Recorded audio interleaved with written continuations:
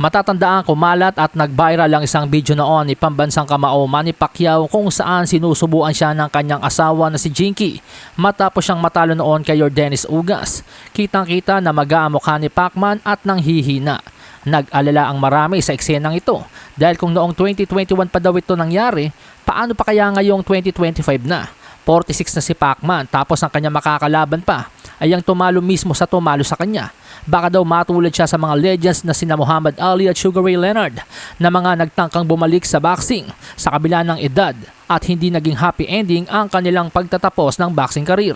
Matatandaan si Muhammad Ali ay binugbog ni Larry Holmes noong 1980 sa edad 38 anyos. Habang sa edad 40 anyos naman binugbog si Sugar Ray Leonard ni Hector Macho Camacho noong 1997.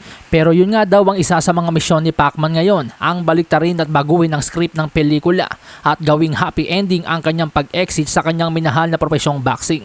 Totoo naman na delikado na sa edad ni Pacquiao ngayon ang maipagsabayan pa sa mga mas bata at isang tunay na world champion gaya ni Mario Barrios. Pero napakaganda nga po ng sinabi ni Pacman sa mga nag-aalala sa kanya. Anya sa panayam, ang tunay na panganib ay pag tinatamad ka sa ensayo. Delikado kung hindi ka 100% handa pagpasok mo sa laban. Hindi yun malusog, hindi yun passion. Hindi ako magiging katulad ng iba na bumalik sa ibabaw ng boxing ring ng 50% lamang. Masabi lang na bumalik, babalik ako ng buo, 100% gaya ng dati at ano man ang mangyari.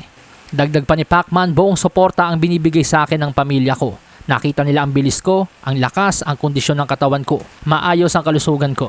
Napakabuti ng Panginoon sa lahat ng oras. Wala ako kung wala siya. Nandito ako dahil sa kanyang awa at lakas. Sa totoo lang mga amigos, iba talaga ang mindset ni pambansang kamao Manny Pacquiao kumpara sa ibang mga boksingero. Marami na tayong nakita mga undefeated fighters na isang beses lang natalo.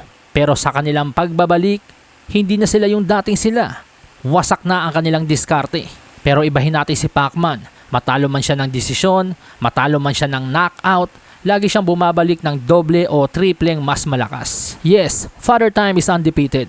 Pero kung meron mang boksingerong gagawa ng milagro o mga imposibleng bagay sa loob ng ibabaw ng boxing ring, may mga nagawa na pong bagay si Pacman na hindi pa nagagawa ni man sa mundo ng boxing.